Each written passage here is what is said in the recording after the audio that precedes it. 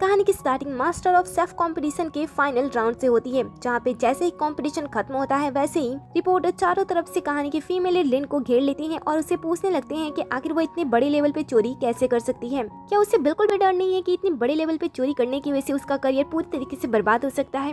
लिन सभी रिपोर्टर को समझाने की कोशिश करती है कि जैसा वो लोग समझ रहे हैं वैसा बिल्कुल भी नहीं है, क्योंकि जिस फ्लावर डिश को उसने अपनी फाइनल डिश के रूप में इंट्रोड्यूस किया है वो उसकी खुद की रचना है, तो आखिर लोग उसके ऊपर चोरी का इल्जाम कैसे लगा सकते हैं। उसी समय उसकी जूनियर, जिसका नाम सुजिंग होता है, वो सभी के सामने आती है और कहती है कि लिन उसकी सीनियर है। उसे पता है कि उसकी सीनियर इस कंपटीशन को जीतने के लिए कितनी ज्यादा कोशिश कर रही है, लेकिन इस तरीके से वो दूसरों के आइडिया को चुरा नहीं सकती है, लेकिन फिर भी वो अपने मास्टर को माफ कर सकती है। ये सुनकर भीड़ लिन के ऊपर दबाव डालने लगते हैं कि उसे अपनी जूनियर से माफी मांगनी चाहिए, लेकिन वो माफी मांगने से साफ इनकार कर देती है और सुजिन से माफी मांगने के लिए कहती है, क्योंकि उसने ही उसकी आइडिया को चुराया था। उसी समय यहाँ पे एक पर्सन आता है जो कि सीधा लिन के ऊपर हाथ उठा देता है और कहता है कि वो इस तरीके से दूसरों पे इल्जाम नहीं लगा सकती है, अगर उसे कुछ कहना है तो सबूत के साथ कहे। लिन को ये देखकर बहुत ही ज्यादा बुरा लगता है, क्योंकि सामने वाला पर्सन उसका बॉयफ्रेंड होता है, जिसका खर्च वो काफी समय से उठा रही थी। उसने उसके और उसके करियर के ऊपर काफी सारे पैसे खर्च किए थे, पर फिर भी बॉयफ्रेंड को उस बीती बातों का फर्क नहीं पड़ता है। वो कहता है कि तुमने मेरे ऊपर बहुत सारे पैसे खर्च किए हैं, लेकिन फिर भी मैं सच्चाई का साथ दूंगा। तुम्हें इस तरीके से सुजिंग के ऊपर इल्जाम नहीं लगाना चाहिए कि उसने तुम्हारी डिश चोरी की है। फिर वो लोगों के सामने खुद को अच्छा दिखाने की कोशिश करता है। वो कहता है कि मुझे पता है कि वो मेरी गर्लफ्रेंड है, लेकिन फिर भी मैं उसके गलत में उसका साथ नहीं दूंगा। आसपास के लोग भी जब देखते हैं कि बॉयफ्रेंड लिन का साथ नहीं दे रहा है, तब उन्हें भी ऐसा लगता है कि शायद लिन ही असली गुनहगार है। लोगों के ऐसे बातें और अपने बॉयफ्रेंड के ऐसे बदले हुए अंदाज को देखकर वो अंदर से टूट जाती है, लेकिन फिर भी वो खुद को साबित करने के लिए अपने एक दूसरे दोस्त से मदद मांगती है, जिसकी उसने कई बार मदद की थी, लेकिन ये दोस्त भी उसके साथ खड़ी नहीं होती है और कहती है कि वो किसी चोर का साथ नहीं दे सकती है, भले ही उसने उसकी मदद की हो, लेकिन इस समय वो गलत है। आसपास के लोग भी लिन को हमेशा के लिए कंपटीशन से बैन करने के लिए कहने लगते हैं। जब लिन के पास कोई भी रास्ता नहीं होता है, तब वो अपने जूनियर के पास जाती है और कहती है कि भले ही तुम मेरे डिश की नकल कर सकती हो, लेकिन इसकी स्वाद की नहीं। एक बार जब जज हमारे डिशेस को चेक करेंगे तब उन्हें खुद ही पता चल जाएगा कि किसने किसकी चोरी की है।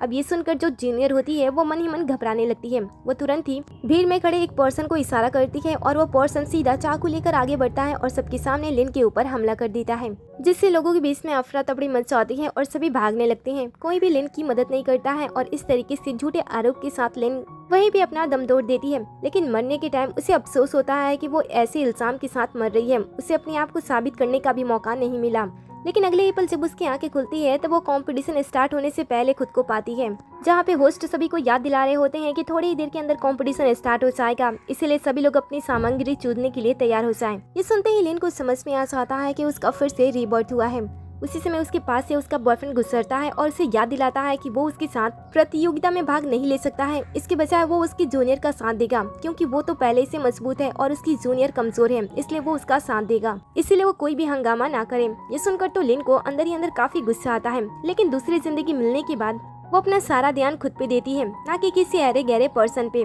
वो चुपचाप शांत खड़ी रहती है और कहती है कि उसे कोई प्रॉब्लम नहीं है, वो जिसकी चाहे उसकी मदद कर सकता है। ये सुनकर वो काफी हैरान होता है, क्योंकि ऐसा पहली बार हुआ था जब लिन उसकी बातें सुनने के बाद इतनी ज्यादा शांत थी। लिन उससे बताती है कि उसे कोई प्रॉब्लम नहीं है अगर वो उसके साथ रहता है, उसकी मदद करता है।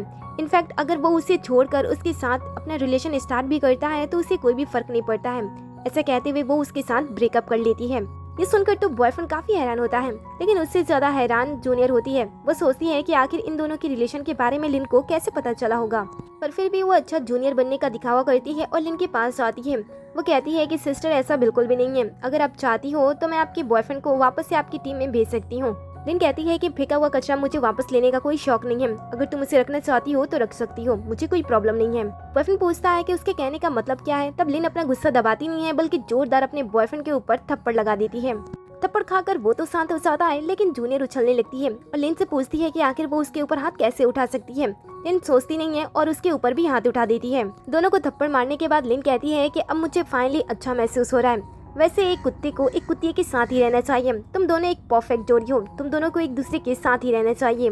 बॉयफ्रेंड को गुस्सा तो आता है, लेकिन जैसे वो कुछ बोलने की कोशिश करता है, लिन उससे कहती है कि अगर उसने उसे परेशान करने की या फिर उसके ऊपर हाथ उठाने के बारे में सोचा भी तो वो इस कंपटीशन को छोड़कर यहाँ से चली जाएगी। ऐसे मौके पे लिन के मुंह से ऐसी बातें सुनकर तो सभी काफी हैरान होते हैं। लिन की जो दोस्त होती है वो उसे समझाती है कि उसे ऐसी वैसी डिसीजन नहीं लेनी चाहिए। वैसे भी मास्टर ऑफ शेफ कंपटीशन का खिताब जीतना तो उसका सपना है, तो आखिर वो कंपटीशन छोड़ने की बात कैसे कर सकती है। इनकी ऐसी घबराहट और इनकी बातें सुनकर लिन समझ जाती है कि ये तीनों पहले से ही एक दूसरे के साथ मिले हुए हैं और वो जानबूझकर उसे यहाँ पे फंसाना चाहते हैं और इसीलिए वो उसे रोकने की कोशिश कर रहे हैं। इसके बाद जब वो तीनों मिलकर लिन पे दबाव डालते हैं कि उसे ऐसा नहीं करना चाहिए, उसे कंपटीशन में पार्टिसिपेट करना चाहिए, तब लिन उनकी बात मान लेती है। लेकिन वो अपनी दोस्त जो कि कंपटीशन में उसकी पार्टनर होती है उसे अपनी टीम से बाहर निकाल देती है और कहती है कि वो अकेले ही परफॉर्म कर सकती है, उसे किसी और कचरे के या फिर किसी दोस्त जैसे गद्दार की मदद नहीं चाहिए, वो अकेले ही सभी के लिए काफी है। जिसके बाद वो वहाँ से चली जाती है। उसके ऐसे बदले अंदाज को देखकर इन लोगों को डर लगने लगता है कि ये लोग कैसे लिन के डिस्क की कॉपी करेंगे, लेकिन बॉयफ्रेंड शांत रहता है। वो लिन के ऐसे व्यवहार को देखकर सोचता है कि शायद लिन सिर्फ और सिर्फ उसका अटेंशन पाने के लिए ये सब कुछ कर रही है। इसके साथ ही वो जूनियर को भी भरोसा दिलाता है और उसके साथ कुछ बातें शेयर करता है, ये जताते हुए कि वो आराम से कंपटीशन को जीत सकते हैं। वहीं दूसरी तरफ जो लिन होती है वो अपनी जगह पे चली जाती है और आसपास की चीजों को ध्यान से देखने लगती है। पुरानी जिंदगी को सोचते हुए वो सोचती है कि वो इस बार वो सेम वाली गलती नहीं दोहराएगी जिस वजह से उसे मौत का सामना करना पड़े। इसके साथ ही वो सोचती है कि उसने अपने दोस्त को अपने पास से दूर करके अच्छा काम किया, लेकिन साथ में उसे कुछ और चीजों का भी ध्यान रखना होगा। उसे ध्यान देना होगा कि उसकी जूनियर किसी भी तरीके से उसकी जैसी डिश ना बनाए और उन सामग्री को चूज ना करे। वो अलग और कम क्वांटिटी वाली चीजों पे ध्यान देगी ताकि उसकी दोस्त उसका फायदा ना उठा सके। ऐसा सोचते हुए वो सामने रखे केकड़े के बॉक्स को ध्यान से देखती है और अपने मन में सोचने लगती है कि वो अपनी अगली डिश कौन बनाएगी। जैसे वो फाइनल करती है वैसे उसकी जूनियर बॉयफ्रेंड के साथ उसी केकड़े वाले बॉक्स के पास आते हैं और उसे चिढ़ाते हुए आपस में बात करते हुए सोचते हैं कि वो कौन सी डिश बनाने वाली है। क्योंकि वो इस कंपटीशन को किसी भी हाल में जीतना चाहती है तो वो तो आसान डिश नहीं बनाएगी।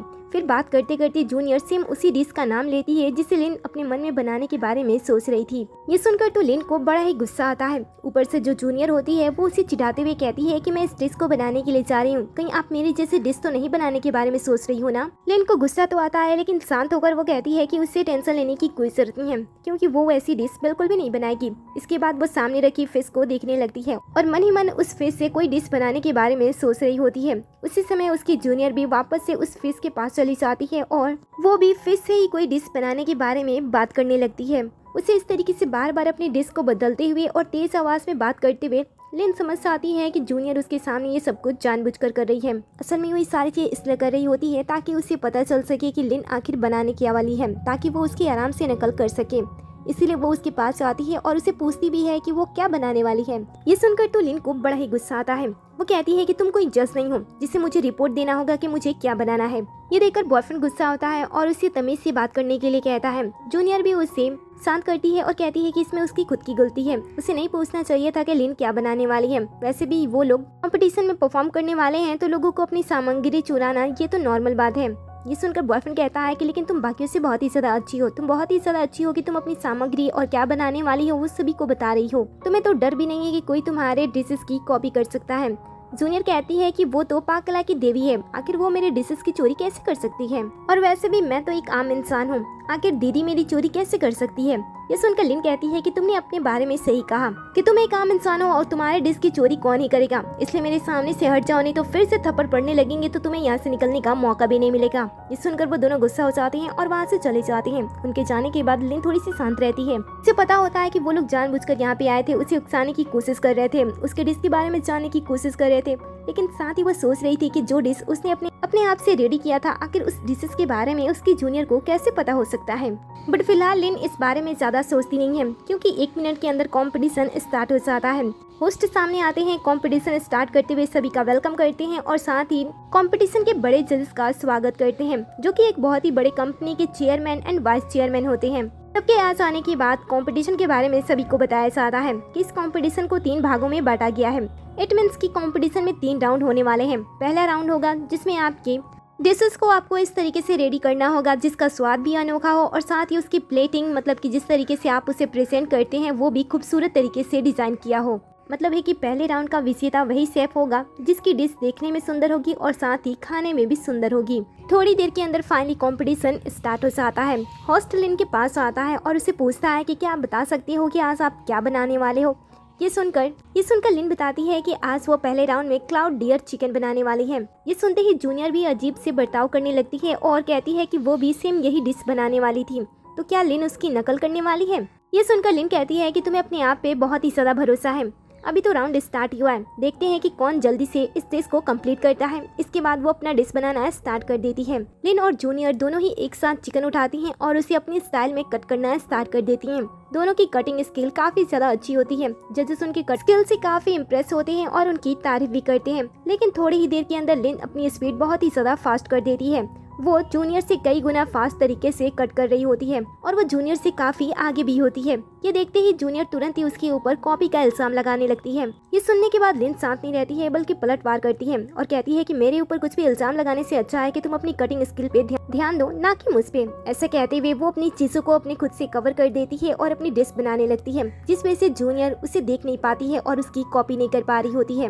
वो घबराते हुए बॉयफ्रेंड को उसे दिखाती है और उसे पूछती है कि उसे क्या करना चाहिए। बॉयफ्रेंड कहता है कि तुम्हें डिश बनाने का तरीका तो पता है ना, तो तुम्हें क्या फर्क पड़ता है कि वो किसी भी तरीके से तुम्हें परेशान करे, तुम सिर्फ और सिर्फ अपनी डिश पे ध्यान दो। ये सुनकर वो कहती है कि उसे तो डिश बनाने के बारे में पता ही है, तो क्या ही फर्क पड़ता है वो उसे देखे या फिर ना देखे। लेकिन जूनियर को इस बात का बिल्कुल भी अंदाजा नहीं होता है कि लिन तो सिर्फ और सिर्फ क्लाउड एयर चिकन बनाने का नाटक कर रही है और उसकी आड़ में वो अपनी खास डिश बना रही है। इसीलिए वो सामने आई है ताकि जूनियर उसकी डिश को ना देख सके। जब वो जूनियर को अच्छी तरीके से कवर कर चुकी होती है और उसे भरोसा हो चुका होता है कि जूनियर उसे नहीं देख सकती है, तब वो छुपकर बहुत ही तेजी से अपनी दूसरी डिश जो कि फिश की डिश होती है उसे बनाना स्टार्ट कर देती है। और थोड़े ही देर के अंदर वो अपनी अद्भुत स्पीड से उस डिश को पूरी तरीके से कंप्लीट भी कर लेती है और लास्ट स्टेप के लिए उसे स्टीम करने के लिए रख देती है और साथ में फिश को सेशन करने के लिए लास्ट में मसाले भी रेडी करने लगती है। और जैसे उसके सेशन का मसाला कंप्लीट होता है वो उसमें तड़का लगा देती है। फिर जैसे ही उसकी फिश वाली डिश पूरी तरीके से कंप्लीट होने वाली थी, वैसे ही जो उसकी जूनियर होती है सेम डिश को जजेस के सामने प्रेजेंट भी कर देती है। जज उसके डिश को देखकर काफी इम्प्रेस होते हैं। होस्ट भी उसे कई सारे क्वेश्चन पूछता है और उसे पूछता है कि आज उसने कौन सी डिश बनाई है। जूनियर बताती है कि उसने फर्स्ट राउंड के लिए फिश की डिश बनाई है जिसका नाम है सुप्रीम ट्रेजर फिश। ये सुनते ही जो लिन होती है वो अपनी जगह पे सुन पड़ जाती है, क्योंकि सेम डिश तो वो भी तैयार कर रही थी। इसके साथ ही जूनियर वो सारी बातें भी सबके सामने रख देती है जिसे लिन ने कभी भी किसी के सामने नहीं बताया था। उसने इस डिश को तैयार करने के लिए 6 अलग तरह की फिश का यूज किया था और ऊपर से हर एक फिश को अलग तरीके से पकाया भी था, जिस वजह से इस डिश का हर एक पार्ट अलग स्वाद के साथ फील होता था और इस डिश को पूरी तरीके से खास बनाता था। ये सारी बातें जब वो जूनियर के मुंह से सुनती है उसे बहुत ही ज्यादा अजीब लगता है। वो समझ नहीं पाती है कि आखिर दूसरी जिंदगी मिलने के बावजूद भी उसने गलती कहाँ पे कर दी, जिससे उसकी जूनियर फिर से उसी डिश को आसानी से बना पा रही है। अब वो तो समझ नहीं पा रही होती है, लेकिन जो बाकी लोग होते हैं वो जूनियर की तारीफ कर रहे होते हैं और होस्ट तो उसकी बहुत ही ज्यादा तारीफ करता है। उसे उस डिश के बारे में पूछता है और उसे पूछता है कि उसने अचानक से अपनी डिश क्यों बदल दी, क्योंकि स्टार्टिंग में तो उसने कहा था कि वो कोई और डिश बना रही है। ये सुनकर वो सभी को बताती है कि ये उसकी रचना है, इसलिए वो नहीं चाहती थी कि कोई और उसकी रचना को चुरा ले। इसलिए उसने स्टार्टिंग में ऐसा कहा था कि वो क्लाउड एयर चिकन बना रही है ताकि लोगों का ध्यान उस डिश पे जाए और वो आसानी से अपनी रचना सबके सामने प्रेजेंट कर सके। और इसीलिए उसने पहले ही अपनी डिश को कंप्लीट भी कर लिया, क्योंकि अगर इसके बाद कोई सेम डिश को उसके सामने लाता है तो सभी ये बात मान लेंगे कि दूसरे पर्सन ने उसकी चोरी की है। उसकी बातें सुनकर सभी इस बात से सहमत हो जाते हैं, लेकिन वो सोच रहे होती है कि आखिर जूनियर किसके बारे में बात कर रही है, आखिर वो कौन पर्सन है जो कि उसके डिशेस को चुराने की हिम्मत कर सकता है। ये देखते ही कि सभी उसकी बातों पे भरोसा करने लगे हैं। जूनियर मौके का फायदा उठाती है और तुरंत ही सबके सामने अपने डिशेस के बारे में और भी ज्यादा बातें बताने लगती है और इनडायरेक्टली लिन के ऊपर उंगली उठाने की कोशिश करती है कि कोई एक पर्सन है जो कि हमेशा ही उसके हुनर को चुराने की कोशिश करता है और वो एक ऊंचे लेवल पे है, जिस वजह से कोई उसके ऊपर शक भी नहीं करता है। उसकी बातें सुनकर बाकी लोग भी सोच में पड़ जाते हैं कि आखिर यहाँ पे चोरी कौन कर रहा है। तभी उसमें से एक लड़की लिन की तरफ इशारा करती है और कहती है कि उसने उसे फिश को कट करते हुए देखा था, जैसे जूनियर फिश को कट कर रही थी सेम स्टाइल में वो भी वैसे ही फिश को कट कर रही थी। ऐसा लग रहा है कि जूनियर उसी के बारे में बात कर रही है कि वो उसकी डिश को चुरा लेती है। ये सब कुछ देखकर वो खुद को बचाने की कोशिश करती है, लेकिन जूनियर उसे मौका नहीं देती है। वो लगातार उसके ऊपर इल्जाम लगाती है कि भले ही उसका दर्जा ऊंचा है, लेकिन इस तरीके से वो अपनी जूनियर की डिशेस को नहीं चुरा सकती है। ये देखकर उसे काफी बुरा लग रहा है। ऐसी बातें करने के बाद वो लोगों की सहानुभूति के लिए थोड़ा बहुत रोने का नाटक भी कर लेती है, जिससे सभी जूनियर की बातों में आ जाते हैं और बिना कुछ सोचे समझे लिन के ऊपर चोरी का इल्जाम लगा देते हैं और उसे इस कंपटीशन को छोड़कर यहाँ से चले जाने के लिए कहते हैं। इसके साथ ही जूनियर भी उसके ऊपर दबाव डालने लगती है कि आखिर उसने कौन सी डिश बनाई है, सभी को दिखाना चाहिए। ऐसा कहते हुए वो आगे बढ़ने लगती है और इसकी डिश को सबके सामने लाने की कोशिश करती है ताकि वो उसे और भी अच्छी तरीके से अपमान करा सके। लेकिन लिन ने पहले ही समझदारी से अपनी डिश को कवर कर दिया होता है और वो अपनी जूनियर को उसे छूने तक नहीं देती है। उसी समय बॉयफ्रेंड भी जूनियर का साथ देते हुए उसके साथ खड़ा हो जाता है और सबके सामने लिन के ऊपर इल्जाम लगाता है कि वो जूनियर से जलती है, इसलिए उसने उसकी डिश की चोरी की है और अगर वो चाहती है कि सभी लोग सारी बातें भूल जाएं तो वो सबके सामने उसके सामने झुककर उससे माफी मांग ले। और फिर वो डिस्क को सामने लाने की कोशिश करने लगता है, लेकिन लिन उसके हाथ में भी ये मौका जाने नहीं देती है, जिससे वो गुस्सा हो जाता है और कहता है कि मैं तो बस तुम्हारा साथ दे रहा हूँ ताकि तुम्हें बचा सकूं। लिन कहती है कि अच्छा तो फिर मैं क्या करूं? ये सुनकर वह कहता है कि उसे अपनी जूनियर से माफी मांग लेना चाहिए और सबके सामने ये एक्सेप्ट कर लेना चाहिए कि उसने उसके डिस्क की नकल की थी।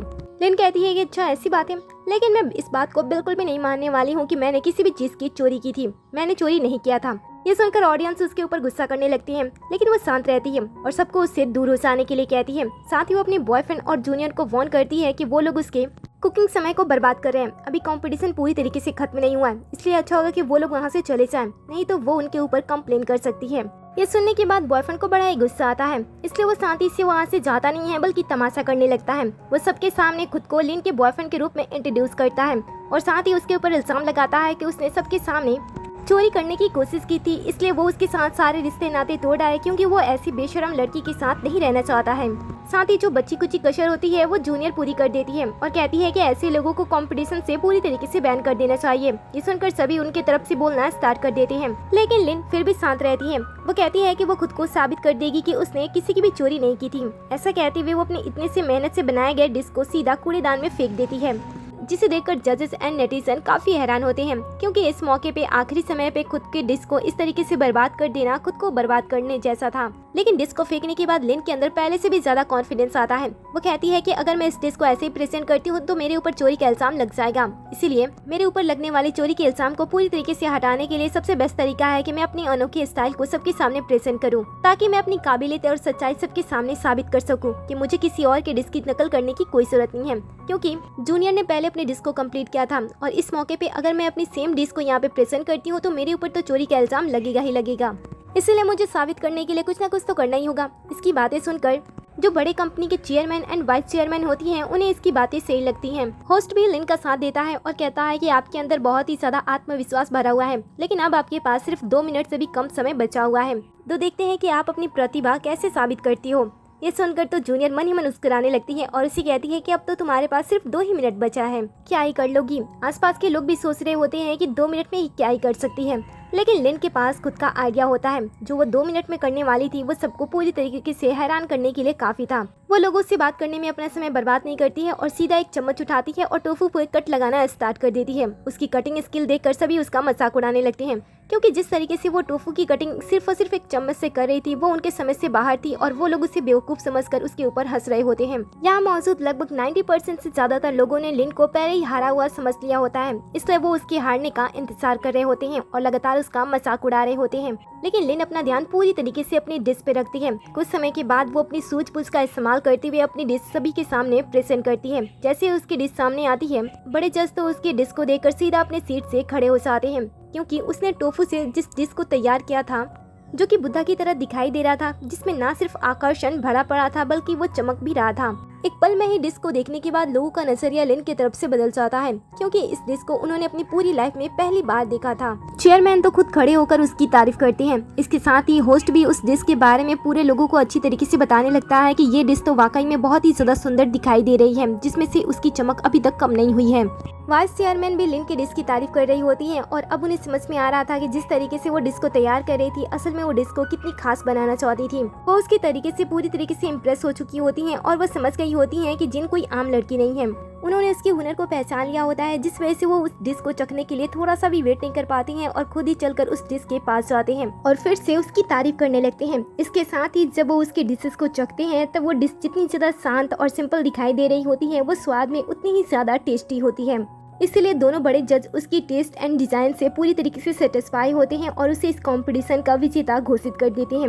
लेकिन बाकी के जो जज होते हैं वो लिन की तरफ से होते हैं और आपस में बात करते हुए कहते हैं कि शायद इसी वजह से लिन 8 स्टार होटल की इकलौती शेफ है और उसे कुकिंग गॉड कहा जाता है, क्योंकि वो सिंपल दिखने वाले डिश के अंदर भी इतनी ज्यादा टेस्टी पना डाल सकती है और उसे इतना टेस्टी बना सकती है। वहीं जो दूसरी तरफ ये दोनों होते हैं, एक साथ होने के बावजूद भी वो लिन को हरा नहीं पाते हैं, इसलिए वो सोच रहे होते हैं कि आगे वो लिन को कैसे हराएंगे। थोड़ी ही देर के अंदर जूनियर के दिमाग में कुछ चलता है और वो सीधा लिन के पास आती है, सभी के सामने उसे कांग्रेस करती है बट धीरे से उसे उकसाने की कोशिश करती है, उसके साथ हैंडशेक करती है, उसके पास जाती है और उसे कहती है कि क्या तुम इस जानने के लिए एक्साइटेड नहीं हो कि हर बार मैं तुम्हारे डिशेस को कैसे चुरा लेती हूँ और तुमसे पहले उसे कंप्लीट कर लेती हूँ। माना कि तुम इस राउंड में जीत गई, लेकिन अगले राउंड में मैं तुम्हें घुटने तक ला दूंगी और तुम्हें बुरी तरीके से हार का स्वाद चखाऊंगी। ये सुनकर उसे गुस्सा आता है और वो उसका हाथ दाब देती है, लेकिन जूनियर इसी मौके का फायदा उठाकर सबके सामने अपने आप को पीड़िता घोषित कर देती है और ऐसा दिखावा करती है कि मानो लिन ने उसके हाथ को डैमेज कर दिया है। जिसके बाद वो रोने धोने का नाटक करने लगती है और कहती है कि आपको पता है ना दीदी, एक शेफ के लिए उसका हाथ कितना इंपॉर्टेंट है। आखिर आपके ऐसा बर्ताव करने के बाद मैं अच्छी तरीके से चाकू कैसे चलाऊंगी।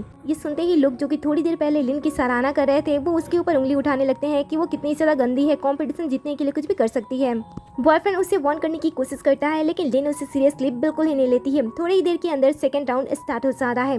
उस बताता है कि सेकंड राउंड में सोलो परफॉर्म नहीं करना है बल्कि टीम वर्क के साथ काम करना है, जिसमें शेफ को अपनी कुकिंग स्किल, अपनी चाकू चलाने की स्किल और टीम वर्क को साबित करना होगा। क्योंकि बड़े बड़े होटल के रेस्टोरेंट में तेजी से काम किया जाता है और टीम वर्क के साथ ही वो लोग आगे बढ़ते हैं। इसी चीज को देखने के लिए इस कंपटीशन को इस तरीके से डिजाइन किया गया होता है। हालांकि थोड़ी देर के अंदर जैसे ही टीममेट को चूज करने की बात आती है, वैसे ही लिन का एक्स बॉयफ्रेंड जूनियर को चूज करता है और उसके साथ अपना टीम बना लेता है। ये देखकर लिन आगे बढ़ती है, दूसरों के साथ जोड़ी बनाने की कोशिश करती है, लेकिन उसके साथ कोई भी जोड़ी बनाने को तैयार नहीं होता है। सभी उसे एक एक करके छोड़ देते हैं और वो आखिर में अकेली बच जाती है। उसी समय कंपटीशन में एक पर्सन की एंट्री होती है जिसका नाम साओ चैन होता है, जो कि एक बहुत ही बड़ी फैमिली से बिलोंग तो करता था, लेकिन लोग उसे काम बिगाड़ने वाले पर्सन के नाम से ज्यादा जानते थे। लोगों की माने तो शाओ अपनी डैड की विरासत नहीं संभालना चाहता था, जिसके लिए वो ऊट पटांग की हरकतें करता, प्रॉब्लम क्रिएट करता ताकि सभी उसे बेकार समझकर छोड़ दे। इसके साथ ही उसे कुकिंग आता है या फिर नहीं, इस बात का खुलासा फिलहाल नहीं किया जाता है। वह लिन के पास कोई और रास्ता नहीं होता है। शाओ उसके पास आता है और टीम बनाने के लिए कहता है। लिन उस पर भरोसा करती है और उसके साथ टीम बना लेती है। बट ये देखकर लोगों को ये विश्वास होने लगता है कि शायद शाओ की वजह से लिन हार जाए, लेकिन लिन शाओ पे भरोसा रखती है। शाओ उसे देखता है और उसे पूछता है कि क्या तुम्हारे लिए इस कंपटीशन को जीतना इम्पोर्टेंट है। ये सुनकर वो बताती है कि ये कंपटीशन जीतना उसकी जिंदगी जीतने जितना है और वो उस पर पूरा विश्वास रखती है कि वो उसे जीत दिलाने में पूरी मदद करेगा। ये सुनकर शाओ कहता है कि तुमने मुझ पर भरोसा किया है, इसलिए मैं तुम्हारा भरोसा टूटने नहीं दूंगा। जिसके बाद वो कटिंग का काम खुद से चूज करता है और खीरे को हवा में उछालता है ताकि वो पूरे स्टाइल के साथ उसे कट कर सके, लेकिन खीरा सीधा उसके सर पे लगता है। ये देखकर बाकी हंसने लगते हैं और उसका मजाक उड़ाने लगते हैं। दूसरी तरफ से जूनियर भी उसका मजाक उड़ा रही होती है और सबके सामने सेकी बगाड़ते हुए कहती है कि बॉयफ्रेंड जितनी चाकू चलाने की स्किल किसी और की नहीं हो सकती है, इसलिए वो लोग पहले ही हार मान ले।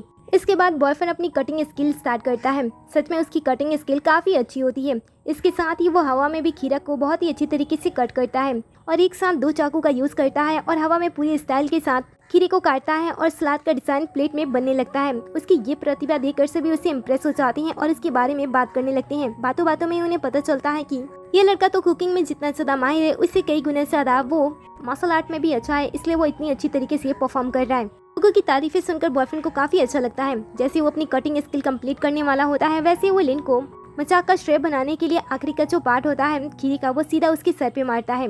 ये देखकर सभी उसके ऊपर हंसने लगते हैं। लिन को गुस्सा आता है, तब बॉयफ्रेंड उसे नीचे दिखाते हुए कहता है कि उसने डस्टबिन नहीं देखा था और उसने गलती से वहाँ पे फेंक दिया था। फिर मजाक के बीच में कंपटीशन स्टार्ट हो जाता है और सभी अपनी डिश बनाने लगते हैं, जहाँ पे शाओ की कटिंग स्किल बिल्कुल भी अच्छी नहीं होती है। वो टोफू को ठीक तरीके से कट भी नहीं कर पा रहा होता है। वहीं जो बाकी के शेफ होते हैं उनकी कटिंग स्किल काफ़ी अच्छी होती है और सभी अपने काम में बेहद ही माहिर होते हैं। वो सभी बहुत ही अच्छी तरीके से अपनी चीज़ों को कट कर रहे होते हैं। ये देखकर 2 जज आपस में बात करते हैं और पूछते हैं कि किसकी कटिंग स्किल सबसे ज़्यादा बेहतर है। लड़की कहती है कि मुझे इस बात का पता लगाना थोड़ा मुश्किल लग रहा है, लेकिन मैं इस बात का जवाब दे सकती हूँ कि यहाँ पे सबसे बेकार कौन है। और तब वो साव की तरफ इशारा करती है। साव की कटिंग स्किल सच में बहुत ही ज़्यादा बुरी होती है, वो तो खुद को ही चोट पहुँचा लेता है। ये देखकर लिन थोड़ी परेशान होती है, लेकिन बाकी लोग उसके ऊपर हंसने लगते हैं। वहीं दूसरी तरफ जो बॉयफ्रेंड होता है वो अभी भी काफी अच्छी तरीके से अपनी कटिंग कर रहा था।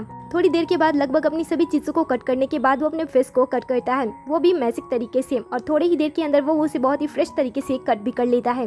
वहीं जो दूसरी तरफ शाओ होता है वो इस काम में काफी अनाड़ी होता है और वो समझ नहीं पा रहा होता है कि वो स्टार्ट कहाँ से करे। ये देखकर बॉयफ्रेंड उसका मजाक उड़ाने के लिए सीधा उसे अपमान करने की कोशिश करता है और सीधे उसके ऊपर चाकू चला देता है। जैसे ही चाकू से शाओ को चोट लगने वाला था, वैसे ही लिन इस चीज को भाप लेती है और तुरंत उसे बचाने के लिए बीच में आ जाती है। इसके साथ ही वो उसकी चाकू को रोकती नहीं है, बल्कि उसे 2 टुकड़ों में तोड़ भी देती है। और फिर वो बॉयफ्रेंड को याद दिलाती है कि यहाँ पे स्टाइल मारने से कुछ नहीं होगा, उन्हें अपने खाने में स्वाद भी लाना होगा, नहीं तो ये सारी स्टाइल धरी की धरी रह जाएगी। ये सुनकर बॉयफ्रेंड को गुस्सा तो आता है लेकिन वो शांत रहता है, ये सोचते हुए कि बाद में वो उसे अच्छी तरीके से सबक सिखाएगा। वहीं दूसरी तरफ जो लिन होती है वो उसे कहती है कि तुमने अब तक काफी स्टाइल मार लिया है, अब देखो असली मायने में कुकिंग स्टाइल क्या होती है वो मैं तुम्हें सिखाती हूँ। जिसके बाद वो अपनी डिश बनाने लगती है। वहीं दूसरी तरफ जो जूनियर होती है वो अपनी डिश बनाने लगती है, लेकिन वो चाहे कितनी भी मेहनत क्यों ना कर ले, लेकिन फिर भी उसका हुनर लिन से कम होता है। एक तरफ जहाँ पे वो सिंपल शांत तरीके से अपनी डिश बना रही होती है, वहीं दूसरी तरफ जो लिन होती है उसकी कढ़ाई पूरी आग से फैली होती है, लेकिन फिर भी उसमें जो उसकी डिश होती है वो बिल्कुल भी जल्दी नहीं है बल्कि शानदार तरीके से पक रही होती है, जिसे देखकर लोग एंड जजेस भी काफी इम्प्रेस होते हैं और फिर से सभी के बारे में बातचीत करने लगती हैं। जहाँ पे उन्होंने पहले ही कटिंग स्किल में कोई कितना भी माहिर क्यों ना हो, लेकिन वो बॉयफ्रेंड को पीछे नहीं छोड़ सकता है। वहीं पे कोई कितनी भी कोशिश कितनी भी प्रैक्टिस क्यों ना कर ले, लेकिन फिर भी वो लिन को कुकिंग में पीछे नहीं छोड़ सकता है। जजेस के मुंह से लिन की तारीफ सुनकर तो जूनियर को बिल्कुल भी अच्छा नहीं लगता है, इसलिए जेलिसी में जिस चीज को वो रेडी कर रही होती है उसी गर्म चीज को वो सीधा लिन के चेहरे के ऊपर फेंकने की कोशिश करती है, लेकिन लिन उसकी जेलिसी समय से पहले भाग चुकी होती है और उसकी चीजों को सीधा अपने चम्मच में पकड़ लेती है और उसके साथ कुक करने लगती है। और फिर वो उसे सबक सिखाने के लिए सीधा गरम गरम तेल उसके ऊपर फेंकने की कोशिश करती है, लेकिन बीच में बेचारा बॉयफ्रेंड आ जाता है और उसका चेहरा जलकर लाल हो जाता है। उससे गुस्सा तो बहुत आता है, लेकिन वो खुद को शांत करता है। इसके बाद वो साव के पास आता है और उसे माफी मांगते हुए खुद का प्लेट उसे सौंप देता है। वो भी उसे माफ करते हुए प्लेट को लेता है और लिन को दे देता है। थोड़ी देर के बाद दोनों टीममेट अपनी प्लेटिंग करते हैं और अपने डिश को लेकर सामने खड़ी होती हैं, लेकिन जैसे ही लिन जूनियर की प्लेट में सेम डिश देखती है उसका मूड फिर से खराब हो जाता है, क्योंकि जूनियर ने फिर से उसका नकल किया था।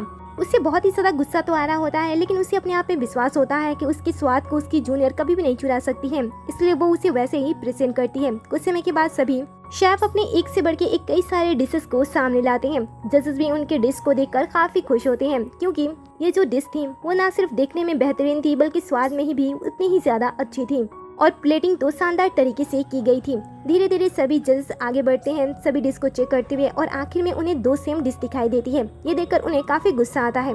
एक सिंपल सा फ्राइड राइस डिश बनाकर सबके सामने प्रेजेंट करना ये अपमान जैसा था, इसलिए जजेस गुस्सा होते हैं, लेकिन लिन खुद पे भरोसा रखती है और सभी को विश्वास दिलाती है कि भले ये चीज दिखने में जितनी ज्यादा शांत और सिंपल दिखाई दे रही है, उसका स्वाद उतना ही ज्यादा अनोखा हो सकता है, बस वो एक बार टेस्ट करे। वो अपनी बातों से उन्हें इम्प्रेस कर देती है, जिस वजह से जजेस भी इम्प्रेस हो जाते हैं और एक एक करके उन दोनों की फ्राइड राइस टेस्ट करते हैं। जहाँ पे जब वो लोग जूनियर की फ्राइड राइस को टेस्ट करते हैं तब उन्हें उसकी डिश काफी ज्यादा पसंद आती है। वो लिन से कहते हैं कि सच में तुमने अच्छा कहा था, लेकिन इसके बाद जब वो उसकी खुद की डिश को चखते हैं तब उन्हें उसके ऊपर गुस्सा आ जाता है। वो उसकी डिश की बहुत ही ज्यादा बुराई करते हैं और जूनियर को इस राउंड का विजेता घोषित कर देते हैं। लिन को समझ में नहीं आता है, लेकिन जैसे ही वो खुद की डिश को टेस्ट करती है उसे समझ में आ जाता है कि प्रॉब्लम कहाँ पे है। असल में जब उसने बॉयफ्रेंड को सबक सिखाने के लिए उसका चेहरा जला दिया था तब बॉयफ्रेंड शांत नहीं हुआ था, बल्कि प्लेट को साव के हाथों उसके तक पहुंचाया था, जिसमें उस प्लेट में पहले से उसने कुछ गड़बड़ी की थी, जिस वजह से उस फ्राइड राइस को उसमें प्रेजेंट करने की वजह से उस फ्राइड राइस का टेस्ट पूरी तरीके से बर्बाद हो चुका था और वो बहुत ही ज्यादा घटिया लग रहा था, इसलिए वो हार गई। लेकिन बाद में जब वो जूनियर की फ्राइड राइस टेस्ट करती है तब वो काफी ज्यादा हैरान होती है, क्योंकि उस डिश से उसकी डिश की स्वाद आ रही थी जो कि उससे बिल्कुल भी सिंपल नहीं लग रहा था। इसके साथ ही जो उसने खाने के साथ जो स्पीच दी थी वो उसकी खुद की थी। वो उससे पूछती है कि आखिर वो उसकी सभी डिशेस की नकल कैसे कर ले रही है। ये सुनकर तो वो उसके ऊपर उल्टा इल्जाम लगा देती है कि वो कॉपी नहीं कर रही है बल्कि वो उसकी कॉपी कर रही है, और भले ही उसकी सीनियर उसकी कितनी भी कॉपी क्यों ना कर ले, लेकिन वो उसके टेस्ट को बिल्कुल भी नहीं चुरा सकती है। इन दोनों की बातें सुनकर तो जजेस भी आपस में कंफ्यूज होने लगते हैं। वो समझ नहीं पाते हैं कि आखिर दोनों के बीच में चल क्या रहा है और आखिर इन दोनों में से वो कौन है जो कि नकल कर रहा है, क्योंकि जहाँ पे आधे लोग लिन की तरफ से होते हैं ये सोचते हुए कि लिन अपने जूनियर की नकल नहीं कर सकती है, अगर उसने उसकी नकल करनी होती तो वो अपने पहले डिश को बिल्कुल भी नहीं फेंकती। वहीं दूसरी तरफ जो जूनियर की तरफ से लोग होते हैं वो सोच रहे होते हैं कि अगर वो लिन की कॉपी करती है तो हमेशा उससे पहले डिश को कंप्लीट कैसे कर लेती है, लेकिन इन लोगों से कई गुना ज्यादा हैरान तो लिन होती है। वो समझ नहीं पा रही होती है। तभी जूनियर उसके पास आती है और उसे नीचा दिखाते हुए कहती है कि वो चाहे कोई भी डिश क्यों ना बनाए, लेकिन वो उससे पहले उसकी डिश की कॉपी करके सबके सामने प्रेजेंट कर देगी और उसके ऊपर नकली का आरोप लगा देगी। इसके साथ ही वो पूरी तरीके से दावा करती है कि आखिरी राउंड भी वो खुद ही जीतेगी और उसके बाद वो पूरी दुनिया के सामने उसे कॉपी कैट बना देगी। दूसरी तरफ जो कुछ लोग होते हैं वो लिन के ऊपर अभी तक लगातार इल्जाम लगा रहे होते हैं। ये देखकर शाव को अच्छा नहीं लगता है, इसलिए वो उन्हें शांत रहता है और लिन पे भरोसा करने के लिए कहता है कि वो किसी की नकल नहीं कर सकती है। ये सुनकर जूनियर भी पीछे नहीं हटती है, वो भी कह देती है कि उसे भी किसी और की नकल करने की कोई जरूरत नहीं है। जिसके बाद जो लोग एंड जजेस होते हैं वो 2 पार्ट में डिवाइड हो जाते हैं, एक जो लिन की तरफ होते हैं और दूसरा जो जूनियर की तरफ होते हैं। लेकिन ये सब कुछ देखते हुए चेयरमैन उनसे सभी को शांत रहने के लिए कहते हैं और कंपटीशन आगे बढ़ाते हैं। ये देखकर बॉयफ्रेंड लिन को नीचे दिखाते हुए इससे कहता है कि वो लोग आखिरी राउंड भी जीत लेंगे। ये सुनकर साफ सामने आ जाता है और कहता है कि ऐसा नहीं होगा, इस बार वो लोग ही जीतेंगे। जिसके बाद इनके बीच में तू में स्टार्ट हो जाता है और बातों बातों में ये दोनों एक दूसरे के साथ शर्त लगा लेते हैं कि जो भी यहाँ पे हारता है उसे दूसरे पार्टी के सामने घुटने टेक कर माफी मांगना होगा और इस बात को एक्सेप्ट करना होगा कि नकल वही कर रहा था। जिसके बाद तीसरा और आखिरी राउंड स्टार्ट होता है। होस्ट बताता है कि इस राउंड में उन्हें 60 मिनट मिलेंगे, जिसमें उन्हें अपने हाथों से पास्ता बनाना होगा। अब तीसरे राउंड के लिए पास्ता बनाने के लिए कह तो दिया जाता है, लेकिन ये पूरी तरीके से शेफ के ऊपर निर्भर करता है कि वो किस तरीके से किस डिजाइन के साथ पास्ता जज के सामने प्रेजेंट करता है। ये पूरा उसके ऊपर था। वहीं दूसरी तरफ जो बॉयफ्रेंड होता है वो जूनियर को बताता है कि इस बार वो लोग लिन को पूरी तरीके से हरा देंगे, क्योंकि उसने पहले ही कुछ लोगों के साथ मिलकर किचन से पूरा ईस्ट पाउडर हटा दिया था और उसके पास थोड़ा सा ईस्ट पाउडर बचा था ताकि वो अपने पास्ता के लिए यूज कर सके। और ऐसा करने के बाद वो लोग सोच रहे होते हैं कि बिना ईस्ट पाउडर के लिन अपने डिश को कंप्लीट कैसे करेगी। सभी अपने अपने अकॉर्डिंग पास्ता बनाने के लिए आटा मैदा गूंद रहे होते हैं और अपनी कौशल दिखा रहे होते हैं। वहीं पे जो बॉयफ्रेंड होता है वो सबके सामने सेकी बघाड़ते हुए आटे के ऊपर तेजी से पंच मारने लगता है ताकि वो आटे को जल्द से जल्द सॉफ्ट कर सके। उसके इस तकनीक को देखकर कुछ लोग उसे इम्प्रेस भी हो जाते हैं। इसके साथ ही बॉयफ्रेंड जब उनकी तारीफें सुनता है तब वो लिन को नीचा दिखाने की कोशिश करता है और उसके बल के ऊपर मजाक उड़ाता है कि वो तो एक लड़की है, उसे आटा अच्छी तरीके से गुना भी नहीं जाएगा। ये सुनकर लिन उसे जवाब देती है और कहती है कि आटा गूंदना है, यहाँ पे बॉक्सिंग नहीं करनी है जो कि ताकत की जरूरत है, और वैसे भी आटे को कई तरीके से गूंदा जा सकता है, इसमें बॉक्सिंग करने की कोई जरूरत नहीं है।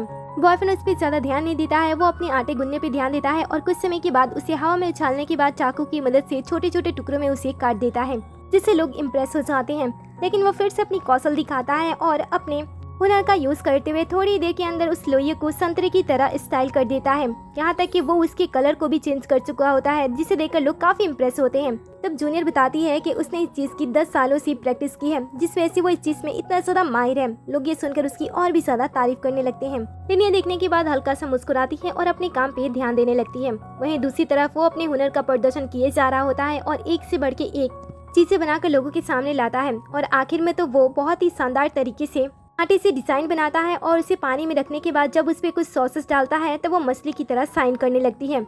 ये देखकर सभी उससे बहुत ही ज्यादा इम्प्रेस हो जाते हैं, क्योंकि ये किसी पूरे जादू की तरह दिखाई दे रहा होता है। सभी के बीच में हलचल मच जाती है और सभी उसे देखने लगते हैं। वहीं दूसरी तरफ जो लिन होती है अभी वो उसे मुस्कुराते हुए देखती है और चुपचाप अपना काम करती है। इधर जजेस उसकी लगातार तारीफ पे तारीफ किए जा रहे होते हैं, जिस वजह से जो बाकी जज होते हैं उन्हें ऐसा लगता है कि वो अपने काम में बहुत ही ज्यादा कमजोर हैं, उन्हें अपनी कला बहुत ही ज्यादा कम लगने लगती है, इसलिए वो बीच से ही कंपटीशन को छोड़ देते हैं। देखकर बॉयफ्रेंड और भी घमंड से बढ़ जाता है। वहीं दूसरी तरफ जो साव होता है वो लिन के आटे गूंदने की तरीकों को देख रहा होता है और उसे पूछता है कि वो क्या करने वाली है। वो कहती है कि वो भी किसी बड़े मैसी की तैयारी कर रही है, क्योंकि दूसरे तो सिर्फ मछली को पानी में दिखा सकते हैं, लेकिन वो कुछ बड़ा कर सकती है, वो भी विदाउट ईस्ट पाउडर के। ये सुनते ही ये दोनों हैरान हो जाते हैं कि उसे ईस्ट पाउडर के बारे में कैसे पता चला होगा। वही जो जूरी मेंबर होते हैं वो सोचते हैं कि लिन बिना किसी ईस्ट पाउडर के आटे को कैसे सॉफ्ट गूंद सकती है, उसे कैसे फुला सकती है। उनके मन में काफी सारे क्वेश्चन आ रहा होता है। वही जो साव होता है उनकी बातें सुनकर वो उसे पूछता है कि क्या उसे मदद चाहिए, क्या उसे ईस्ट पाउडर चाहिए, तो वो उसे ला सकता है। लेकिन लिन लाने से मना कर देती है और कहती है वो बस थोड़ा सा इंतजार करे। जिसके बाद वो आटे की छोटी छोटी लोई लेती है और उस पर डिजाइन करना स्टार्ट कर देती है।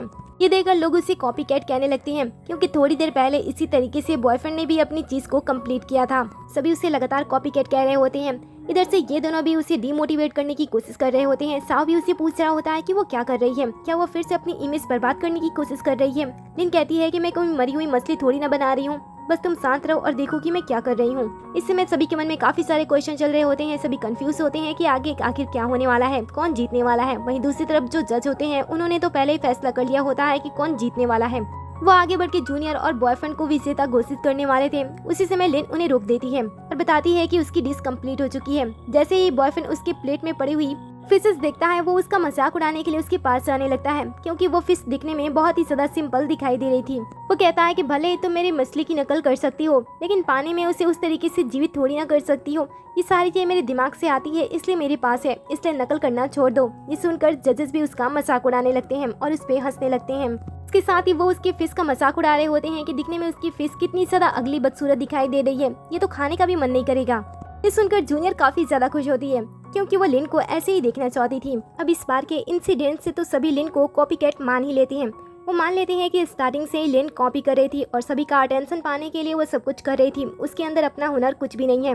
उनकी बातें सुनकर लिन उन्हें जवाब नहीं देती है, बल्कि अपने काम से उनका मुंह बंद करने की कोशिश करती है। वो उस प्लेट को अपने हाथ में लेती है और अपनी कौशल दिखाने लगती है, जहाँ पे जब अपनी कौशल अपनी पावर का यूज करती है तब वो जो फिश होती है जो कि प्लेट में दिखाई दे रही थी वो हवा में उड़ने लगती है। चारों तरफ तेज रोशनी फैल जाती है जो कि उसके हुनर को दिखा रही होती है। थोड़ी ही देर के अंदर जो हवा में उड़ती हुई फिश होती है वो सीधा पानी के अंदर चली जाती है और एक रियल फिश की तरह तैरने लगती है।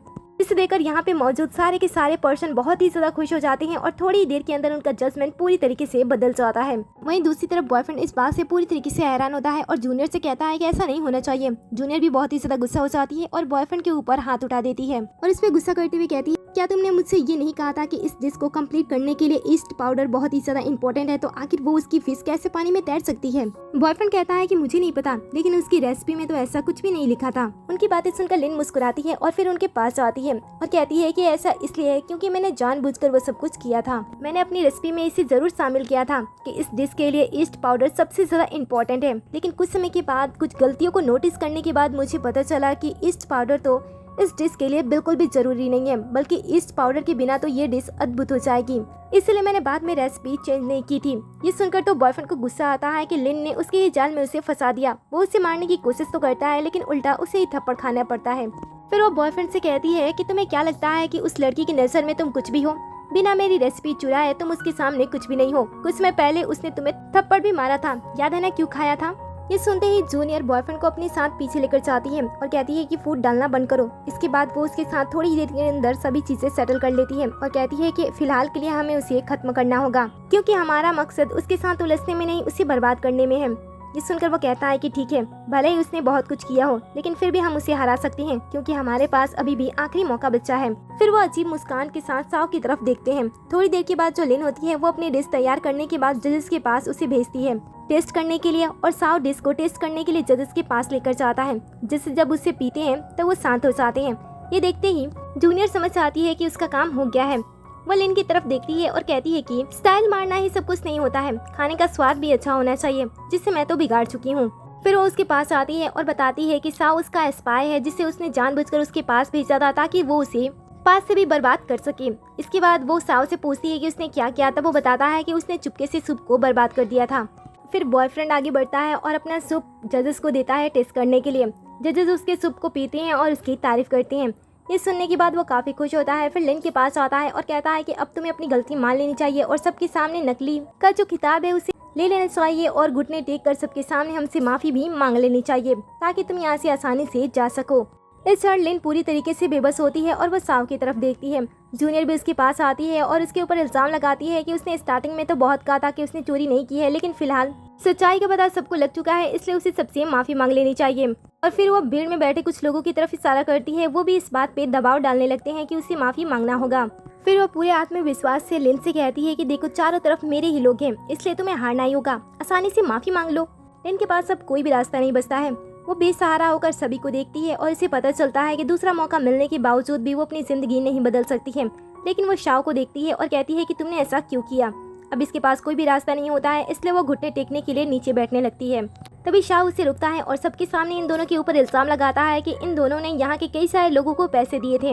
इसके साथ ही वो उन दोनों को खुलकर ये भी बताता है कि उसने सूप में कोई भी छेड़खानी नहीं की थी। उसका सूप तो वाकई में बहुत ही ज्यादा अच्छा है, लेकिन इन दोनों को भरोसा नहीं हो रहा होता है। तभी जजेस उठ खड़े होते हैं और बताते हैं कि वो तो पहले सूप से बहुत ही ज्यादा इम्प्रेस हो गए थे, समझ नहीं पा रहे थे कि वो क्या कहे। तब तक दूसरी पार्टी ने अपनी सूप आगे रख दी और वो उसे पीने के बाद उसके बारे में बोलने लगे। लेकिन इसका मतलब ये नहीं है कि दूसरा सूप पहले सूप से ज्यादा अच्छा है।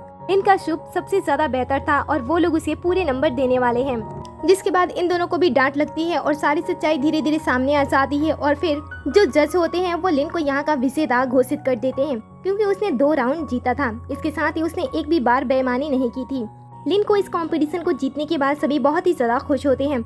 फिर वो स्टेज पे जाती है ताकि वो अपना प्राइज ले सके। लिन सबके सामने अपनी छोटी सी स्पीच देती है, जिसके बाद जजेस आते हैं और उसे प्राइज देने वाले थे। लेकिन उसी समय जो बाकी जो शेफ होते हैं, जो कि पहले ही बीच से निकल गए थे, वो इस बात का विरोध करते हैं कि लिन मास्टर ऑफ शेफ कंपटीशन की विजेता नहीं हो सकती है। इसकी 2 वजह थी, पहली तो वो लड़की थी और दूसरी वो कम एज की थी। और ये देखकर उन्हें अपमान हो रहा होता है कि एक लड़की जो कि उनसे कम एज की है वो उस खिताब को जीत सकती है जिसे जीतने में उन्होंने बहुत ज्यादा मेहनत की, पर फिर भी उन्हें जीत ना मिली। अभी शाओ सामने आ जाता है और उनकी नाकामी साफ साफ उनके सामने दिखाने लगता है कि वो नाकाम है, इसलिए वो इस कंपटीशन को जीत नहीं पाए। लेकिन ये जो बिगड़ल शेफ होते हैं जो कि बॉयफ्रेंड के बहकाए में यहाँ पे आए होते हैं, उनका मानना होता है कि लड़कियों को सिर्फ घर पे खाना बनाना चाहिए, ना कि बड़े बड़े रेस्टोरेंट या फिर होटल में। ये सुनकर तो सभी पर्सन को काफी गुस्सा आता है, लेकिन ये जो शेफ होते हैं वो बहकाए में यहाँ तक आए होते हैं। उन्हें समझ में नहीं आ रहा होता है कि वो क्या कह रहे हैं। वो किसी भी तरीके से लिन को उसकी जगह से हटाने की पूरी कोशिश करते हैं। वो उसके साथ फिर से कंपटीशन करने की बात करते हैं, लेकिन बाकी लोगों को ये बेतुका लगता है, इसलिए वो लोग वहाँ से उसे निकालने की कोशिश करते हैं। लेकिन लिन सभी को रोकती है, उनके पास आती है और उनके साथ कंपटीशन करने के लिए मान जाती है। वो कहती है कि आज मैं अगर कंपटीशन नहीं भी करती हूँ तो ये जीत का किताब तो मैं अपने साथ ही लेकर जाऊंगी, लेकिन तुम जैसे पुराने ख्यालात वाले लोगों को हराने के बाद मुझे काफी अच्छा लगेगा। मैं उन्हें दिखा पाऊंगी कि मैं उनसे कई गुना ज्यादा अच्छी हूँ, इसलिए तुम लोगों के साथ कंपटीशन करना तो बनता ही है। ये सुनने के बाद बाकी लोग लिन के लिए थोड़ा सा परेशान होने लगते हैं, क्योंकि उसके सामने जो 4 शेफ खड़े होते हैं वो काफी बड़े दर्जे के शेफ होते हैं, इसलिए उन्हें ऐसा लग रहा होता है कि शायद लिन उनसे हार सकती है, क्योंकि लास्ट टाइम उन्होंने उनके साथ परफॉर्म नहीं किया था। लेकिन लिन को खुद पे ज्यादा भरोसा होता है, इसलिए वो किसी की बातें नहीं सुनती है और उनके साथ कंपटीशन करने के लिए तैयार हो जाती है। ये सुनकर जो वो शेफ होते हैं उसके लिए और भी ज्यादा परेशानी क्रिएट करने के लिए वो अपने सिग्नेचर डिश के साथ उसका मुकाबला करने की कोशिश करते हैं, जहाँ पे वो लोग फैसला करते हैं कि वो अपनी शाही डिश का अपने डिश को पूरा करने के लिए यूज करेंगे। लेकिन लड़की को सिर्फ अपनी काबिलियत और छोटी मोटी चीजों का यूज करके उसे अपने आप को साबित करना होगा। ये सुनने के बावजूद भी लिन पीछे नहीं हटती है, क्योंकि उसे पता होता है कि खाना बनाने के लिए एक्सपेंसिव चीजों की जरूरत नहीं होती है, बल्कि सिर्फ उन्हीं चीजों की जरूरत पड़ती है जो कि उस खाने के लिए इम्पोर्टेंट है।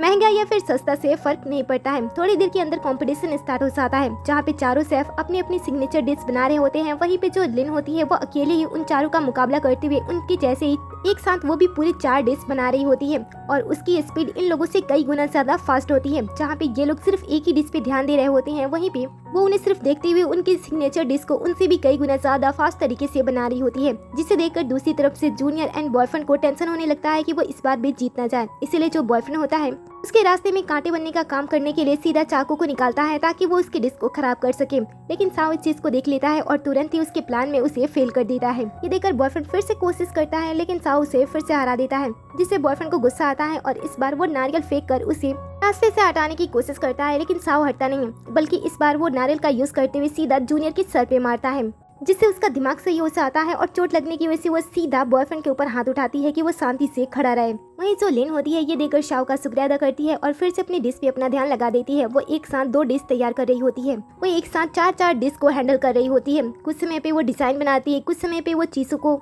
तलती भूनती और इस पे ध्यान देती। उसे इस तरीके से खाना बनाते हुए देखकर लोग उसे बहुत ही ज्यादा इम्प्रेस हो जाते हैं, और वो बस इस कंपटीशन को खत्म होने का इंतजार कर रहे होते हैं, ताकि लास्ट में उन 4 शेफ का चेहरा देख सके कि हारने के बाद उनका चेहरा कैसा लगेगा। वहीं दूसरी तरफ इसकी स्पीड देखकर जो बाकी के शेफ होते हैं जो कि उसके साथ कंप्लीट कर रहे होते हैं, उनकी हालत खराब हो जाती है। वो खुद के सिग्नेचर डिश पे ठीक से ध्यान दे नहीं पा रहे होते हैं और परेशान होने लगते हैं। वहीं पे जो लिन होती है वो अकेले इन चारों को सबक सिखाने में लगी होती है और उसके सर से एक भी पसीना नहीं आता है। वो बिल्कुल टेंशन में नहीं होती है, पूरे आत्मविश्वास से वो अपना खाना बना रही होती है। धीरे धीरे समय आगे बढ़ता है। लिन सबसे पहले अपनी डिजाइनिंग कंप्लीट करती है, फिर अपनी कटिंग स्किल कंप्लीट करती है और फिर कुकिंग को भी, फिर थोड़ी देर में इसको भी खत्म कर लेती है और सबसे पहले अपनी फर्स्ट डिश कंप्लीट करती है। जैसे दूसरा शेफ उसे कंप्लीट करता है ठीक उससे पहले वही जो उसके बगल वाला शेफ होता है उसकी इस स्पीड को देखकर वह हैरान हो जाता है। धीरे धीरे वो उन सभी के ही सिग्नेचर डिश को उनसे कई गुना ज्यादा बेहतर तरीके से प्रेजेंट कर देती है। जब शेफ अपने सामने अपनी डिश की कॉपी डिश देखते हैं तब वो भी हैरान हो जाते हैं। वो भी समझ नहीं पा रहे होते हैं कि उनमें से उनकी डिश कौन सी है। फिर जजेस की बारी आती है डिशेस को चेक करने के लिए कौन सी डिश परफेक्ट है, लेकिन जो लिन होती है वो उन शेफ को ही डिशेस को चेक करने के लिए कहती है और कहती है कि आपके पास मेरी डिश भी रखी है और आपकी डिश भी रखी है, आप खुद से ही खाकर बताओ कि कौन सी डिश अच्छी है। जजेस उसकी बात मानते हैं और एक एक करके सभी जज अपनी डिश और उसकी डिश को चखते हैं। जहाँ पे उनकी डिश तो उन्हें एवरेज लग रही होती है, वहीं पे लिन की डिश उन्हें काफी ज्यादा प्रभावित करती है। लेकिन उन्हें लास्ट तक पता नहीं चलता है कि कौन सी डिश उनकी है और कौन सी डिश लिन की है। ऊपर से जो जज होते हैं वो उसकी बहुत ही ज्यादा तारीफ कर रहे होते हैं। ये सब कुछ सीखने के बाद लिन आगे बढ़ती है और अपनी डिश को पहचानती है, क्योंकि उसने पहले ही उसमें से मार्क लगा दिया था ताकि वो आसानी से अपनी डिश की पहचान कर सके। ये देखने के बाद जो जज होते हैं वो खुद ही उसके सामने हार मान लेते हैं। वो जान चाहते हैं कि लिन उनसे कई गुना ज्यादा बेहतर है और उसे खाना बनाने के लिए ना ही एक्सपेंसिव चीजों की जरूरत है और ना ही किसी और की नकल करने की जरूरत है, क्योंकि उससे तो खाना बनाने में महारत हासिल कर लिया है। इसलिए कोई भी उसे इस लाइन में तो नहीं हरा सकता है और ना ही उसे कॉपी कैट कह सकता है। अब सभी लिन की तरफ से खड़ा हो जाते हैं, उसके लिए खुश होते हैं, उससे कांग्रेस कर रहे होते हैं, लेकिन इन दोनों को ये सब कुछ बर्दाश्त नहीं होती है। इसीलिए जब वो लोग हार जाते हैं अब जो बॉयफ्रेंड होता है अपना फोन निकालता है और उन सभी लोगों को उजागर करने लगता है जो लोग उससे पैसा लेने के बावजूद भी लिन का साथ दे रहे थे। लेकिन जज तो उल्टा इसके ऊपर ही गुस्सा करने लगते हैं, जिस वजह से इन दोनों को यहाँ से निकलना पड़ता है। लेकिन शाह उनके रास्ते में खड़ा हो जाता है। तभी लिन उन्हें याद दिलाती है कि उन्होंने शर्त पूरा नहीं किया है। फिर वो उन्हें माफ़ी मांगने के लिए कहती है, लेकिन ये लोग तो माफ़ी मांगने से साफ इनकार कर देते हैं। जिसके बाद जो बॉयफ्रेंड होता है वो बताता है कि वो तो अपनी ही डिश बना रहा था, आखिर इसमें चोरी कैसे हो गई। ये सुनने के बाद लिन सभी को बताती है कि अभी तक इन दोनों ने जितनी भी डिशेस बनाई थी और जितनी भी डिश के बारे में बातें की थी वो सारी की सारी उसकी डिश थी जिसे उसने खुद ही तैयार किया था और उसने इन सारी चीज़ों को अपनी नोटबुक में कैद करके रखा था और वो नोटबुक उसके बॉयफ्रेंड के हाथ लग गई थी, जिसमें से वो सभी चीज़ें आसानी से चोरी कर लिया करता था। सारी सच्चाई सामने आने के बाद भी ये माफ़ी नहीं मांग रहा होता है। तब साव आगे बढ़ता है और पंच मारकर उसे बेहोश कर देता है और फिर वो जूनियर की तरफ बढ़ता है, लेकिन जूनियर को मार खाने का मन नहीं होता है, इसलिए वो तुरंत ही सबके सामने झुक जाती है और लिन से सबके सामने माफी मांग लेती है कि ये सब कुछ उसकी ही गलती थी। उसने स्टार्टिंग से ही उसकी चीजों की नकल की थी और उसके बॉयफ्रेंड को भी उससे छीन लिया था। वो सब कुछ उसे देने के लिए तैयार है। लिन कहती है कि अब उसे दिया हुआ कचरा नहीं चाहिए। आगे जब वो अपनी गलती मान लेती है तब उससे सबके सामने उसे पूरी तरीके से इस इंडस्ट्री से बैन कर दिया जाता है ताकि वो अपनी सजा पूरी कर सके। इसके साथ ही उसने इस कंपटीशन को ईमानदारी से जीत लिया होता है, इसलिए उस प्राइज को उसके हवाले कर दिया जाता है। फिर वो वहाँ से जाने वाली होती है, तभी शाह उसके रास्ते में आ जाता है और बड़े ही प्यार से उसे कहता है कि क्या वो उसे खाना बनाना सिखा सकती है। कल फिर इसी सीन पे इस ड्रामे का दी एंड हो जाता है। सो आपको ये ड्रामा कैसा लगा? क्या लिन ने अपना रिवेंज पूरी अच्छी तरीके से लिया या फिर उसके आखिर में जूनियर एंड अपने बॉयफ्रेंड को थोड़ा और सबक सिखाना चाहिए था? मुझे कमेंट में जरूर बताना। चाहे से पहले वीडियो को लाइक कर दे, साथ ही चैनल को भी सब्सक्राइब कर लीजिए जिससे कि आप हमारे हर एक वीडियो से अपडेट रहो।